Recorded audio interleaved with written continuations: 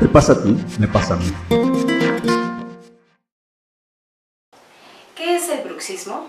Bueno, el bruxismo se considera como una manía o un mal hábito que existe en los dientes, lo cual nos va a manifestar el rechinido involuntario de los dientes.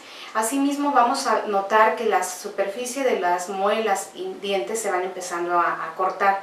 También puede estar asociado con la presencia de dolores de cabeza, dolores de mandíbula, aflojamiento de dientes o incluso puede haber fractura de estos mismos, para lo cual siempre recomendamos acudir al especialista para que se le haga una inspección detallada y asimismo el interrogatorio nos va a ir indicando si el paciente se encuentra inmerso en una situación de estrés o algún diente que está mal erupcionado o simplemente que sea una alteración que esté provocando algunos síntomas y patologías de la boca.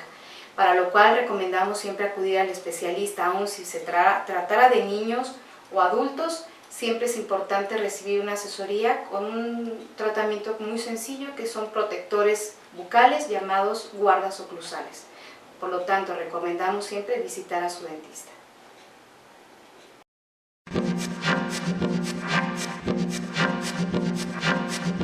Te pasa a ti, me pasa a mí.